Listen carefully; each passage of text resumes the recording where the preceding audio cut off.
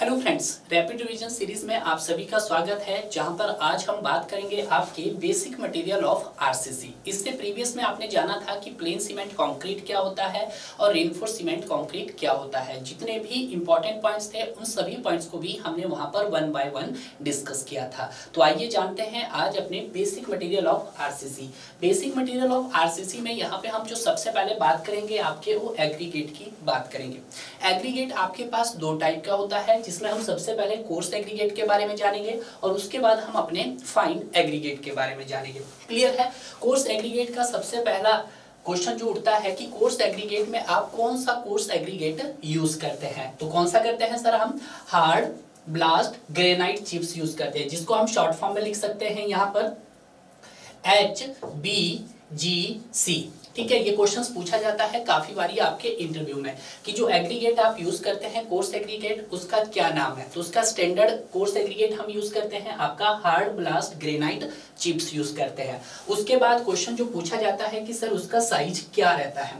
तो अगर हम साइज की बात करते हैं तो इसका साइज जो होता है वो 4.75 mm से लेकर 80 mm के बीच में होता है जब हम आरसीसी वर्क कर रहे हैं। बट इसी वर्क को अगर हम प्लेन सीमेंट कंक्रीट के साथ कर रहे थे तो वहां पर आपके एग्रीगेट का साइज 150 mm तक भी जा सकता है। क्लियर है? वहां पर हम बड़े बड़े बोल्डर्स भी यूज कर सकते हैं। बट जब हम बात करते हैं आरसीसी स्ट्रक्चर्स की तो वहां पे जो कोर्स एग्रीगेट का साइज होता है वो 4.75 mm से लेकर 80 mm के बीच में होता है।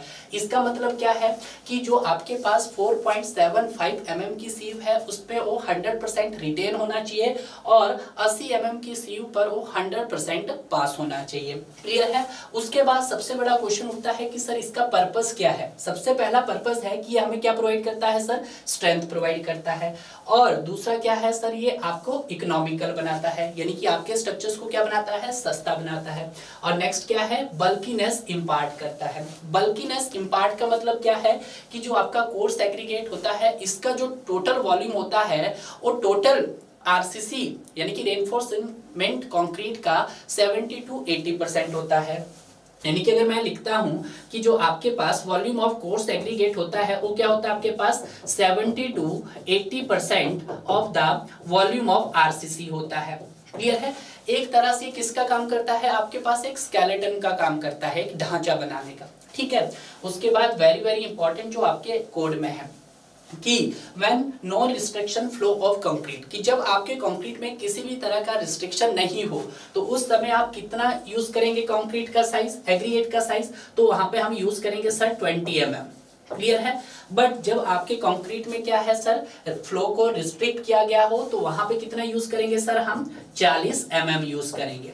क्लियर है? ये बात आपको ध्यान रखनी है।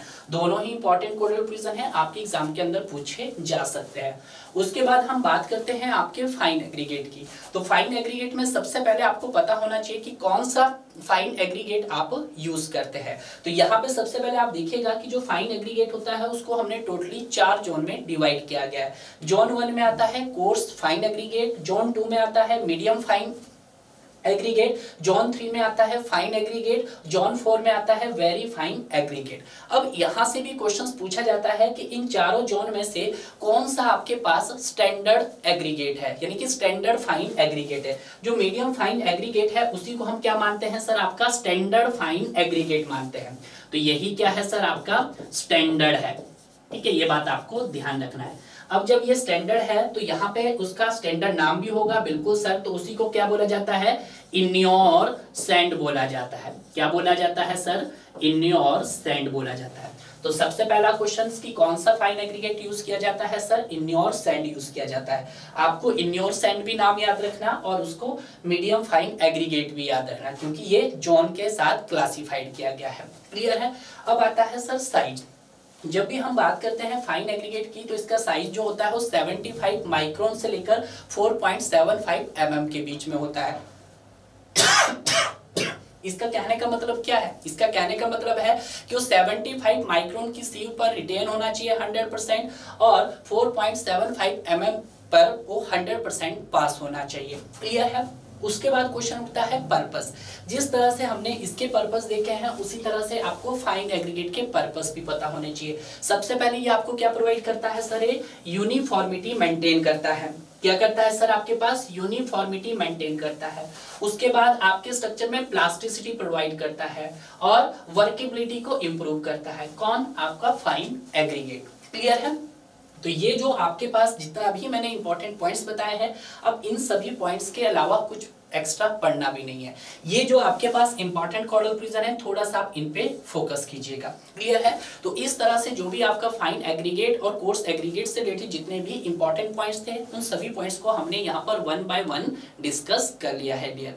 क्लियर है? नेक्स्ट वीडियो में देखेंगे अपना नेक्स्ट मटेरियल्स के बारे में। तब तक आप इसी तरह से पढ़ते रहिए और आगे बढ़ते रहिए।